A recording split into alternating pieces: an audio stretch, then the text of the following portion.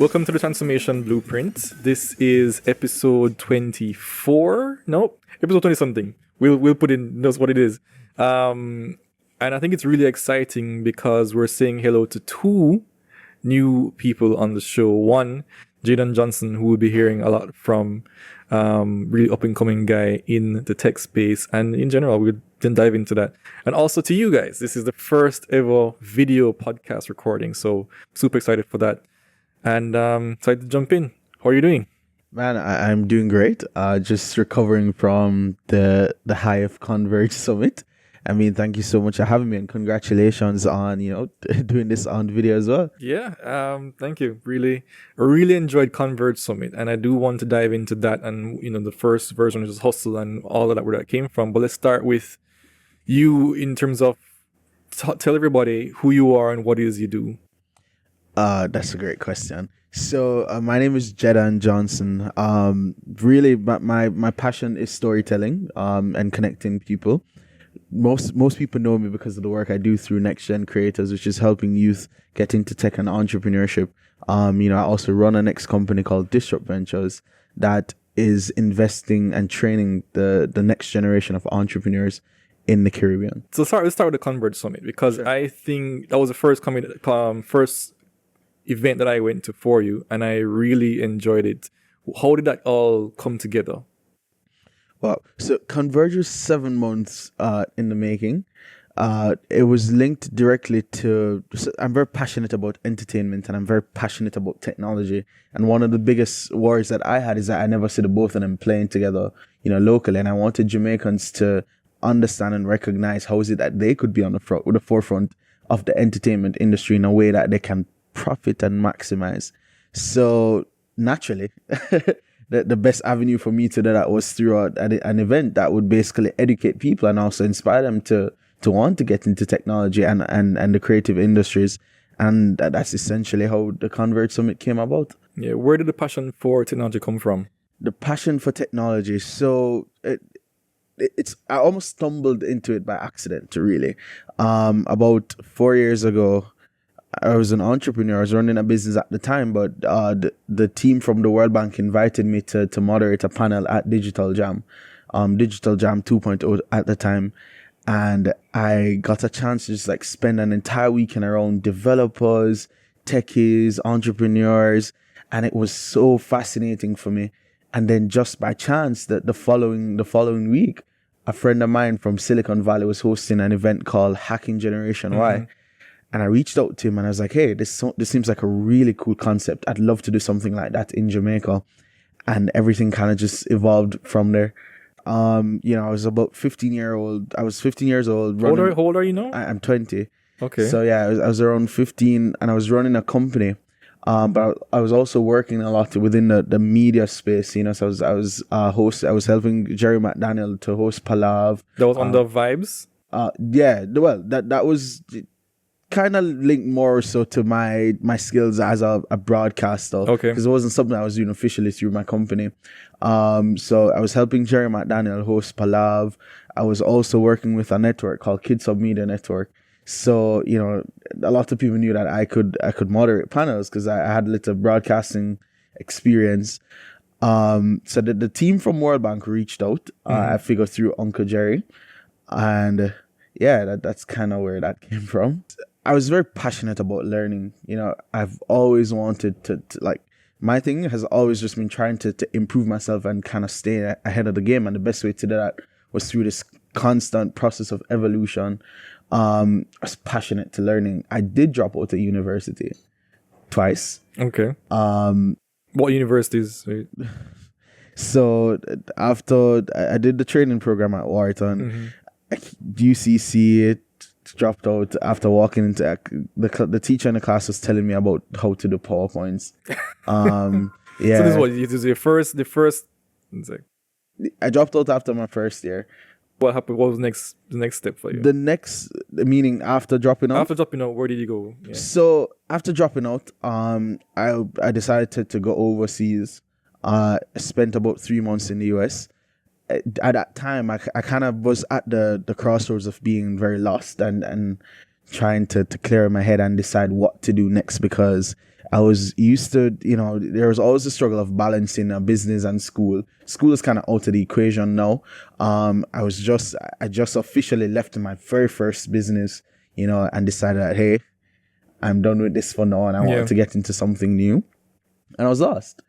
While I was in New York, I was being exposed to so many different ideas, and it's like everything I saw, I wanted to be in this. I wanted to get into artificial intelligence. I wanted to get into to big data. And then eventually I met with a guy called Frank, who is a part of the startup grind team globally. And, he was saying to me that he's realized that once a lot of entrepreneurs leave their companies, it's the hardest thing for them to discover who they are, because I was no longer Jaden the entrepreneur. I was just Jaden, a person.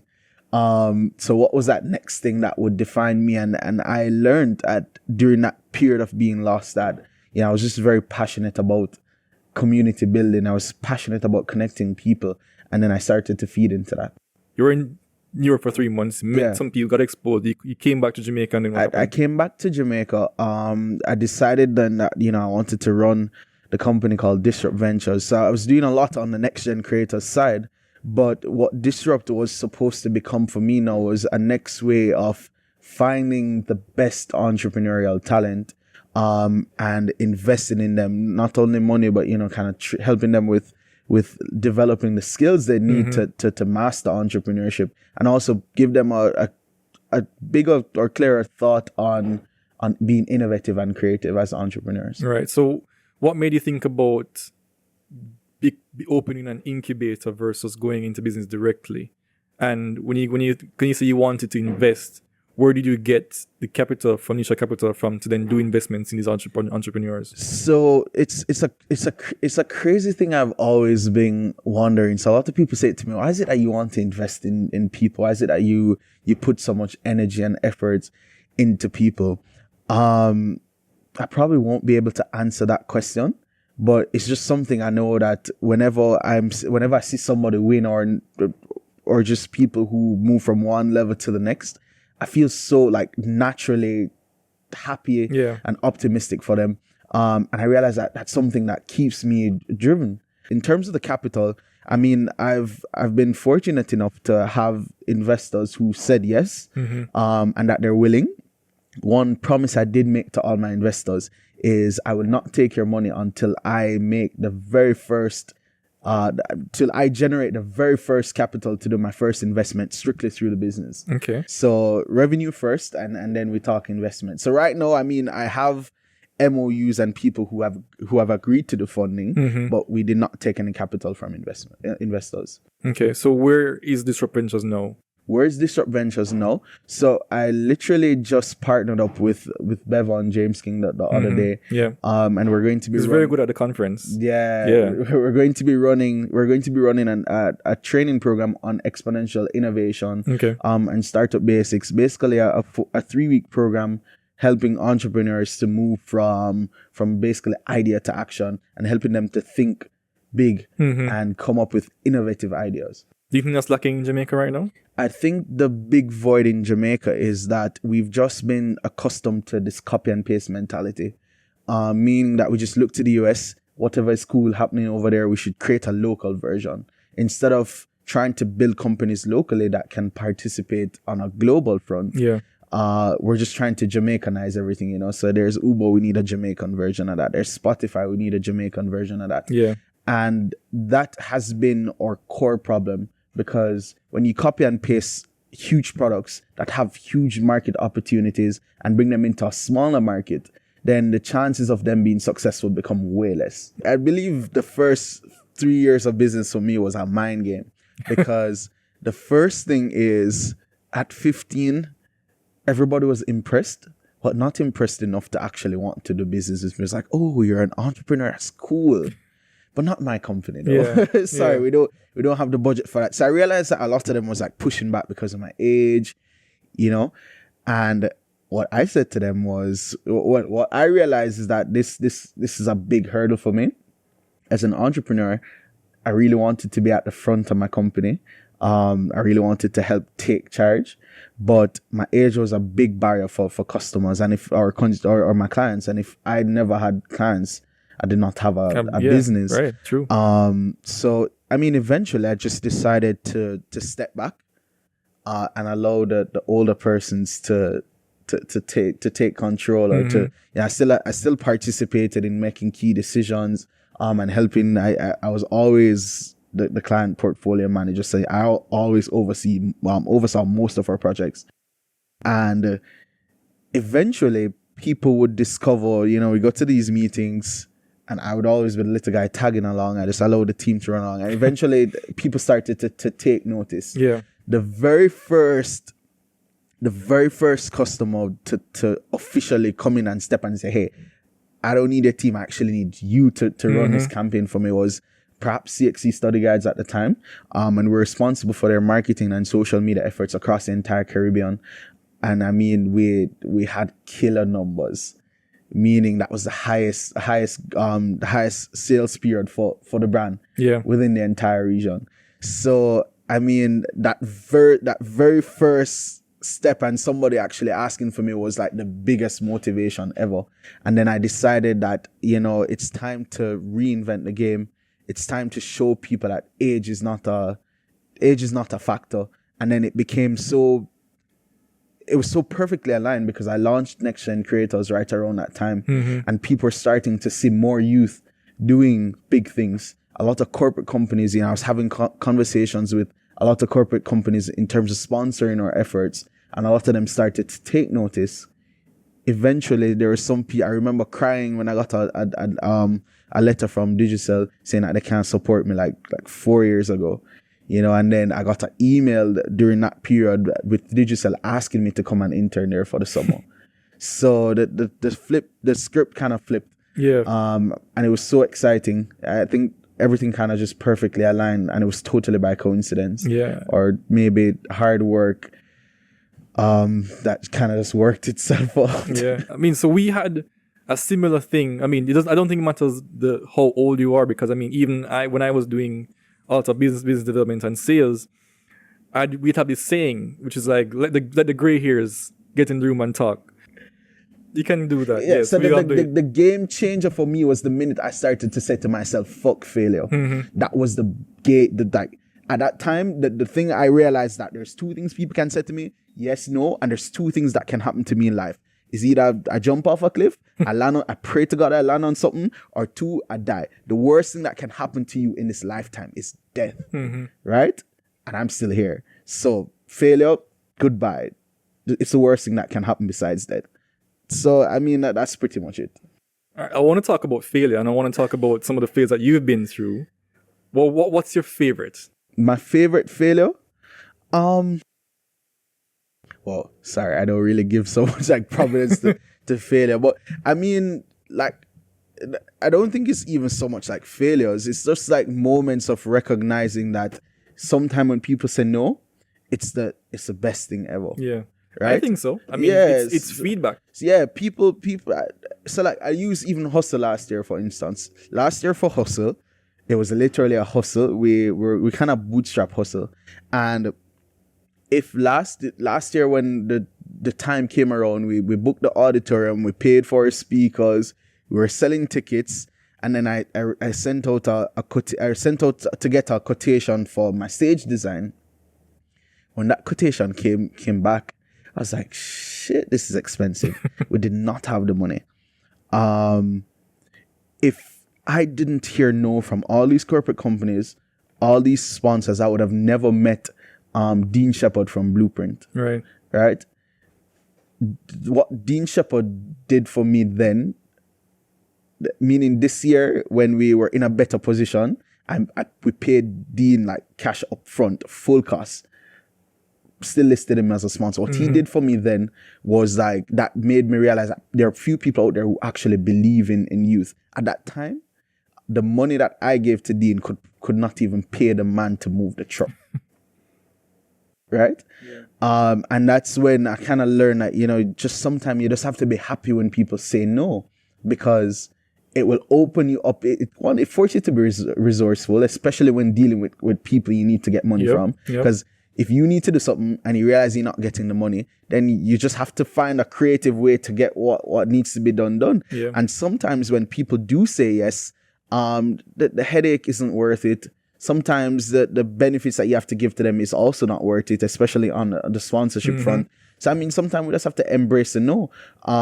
And for failures, to me, like every failure has been a big life lesson. I've always learned a way not how to do something. So like I remember when I was just starting out, I never used to give like clients their scope of work. Yeah. And they would always kill me with work.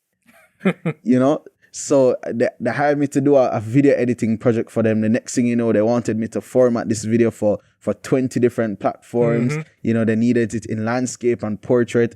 And I never had anything to say that, no, this isn't the way. The next thing I've learned too is that a lot of people think that, the exposure you'll get is payment. Oh, jeez.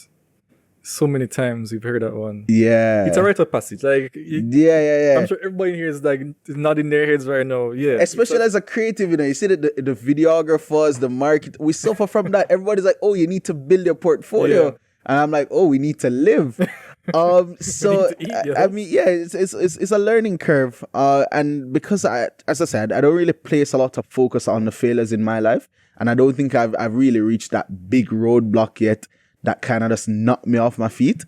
And I anticipate the day, and I hope this optimistic attitude will linger. Yeah. And the beauty of it is that I can always listen back to a podcast like this, you know, and find that motivation and hear this energy and this drive and hopefully feed off of it in that time. Yeah, I mean, so I heard this quote recently, and I think it's very apt for summing up the Hustle Summit experience, which is you don't need money, you need a better strategy. Yeah. So what are some of your favorite books that you recommend to people to check out? Favorite? Add the one that you did that Steli FT did as well. Yeah, so just read all of Steli FT's books on following up and closing deals. I think that's tremendously valuable. My next book, I love Robert Kiyosaki, his book Rich Dad Poor Dad. I love that book. And I mean, oh God, I just kind of read. I'm one of those guys who just like read beyond crazy. Yeah. I've found tremendous value too from it. So look at Guy Kawasaki's book on social media. That's pretty good if in terms of, you know, if you want to be on the cutting edge of technology. On the innovation side, I tell anybody to, like, if you're a blogs guy or a person, just read on the Harvard blog.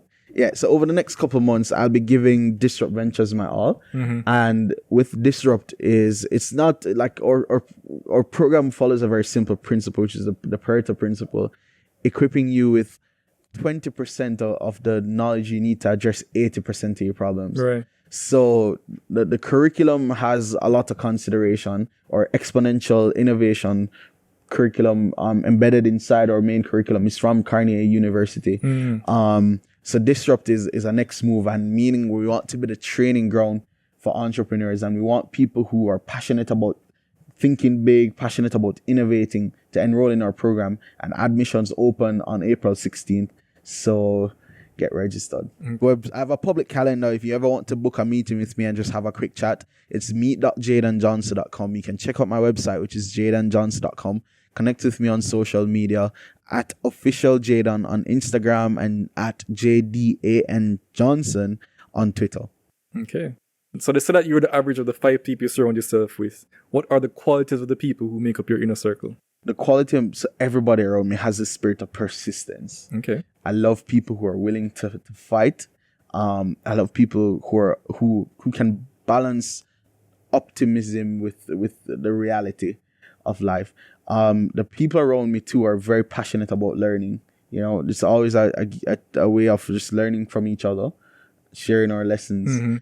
But yeah, I think the persistent spirit is what surrounds like even my parents. You know, my mother is she's one of the most persistent persons I know. She's going to see it through to the end. Yeah. And that's a quality I admire in a lot of people, because I mean we can have people who are intelligent, we can have people who are passionate about self-improvement, but there's nothing like having that spirit to want to do more and be willing to stick through it in the process. Yeah. So yeah, persistence. Wow. Well, Jaden, Jaden. Jaden. Jaden, it's been awesome. Thanks for coming on the show.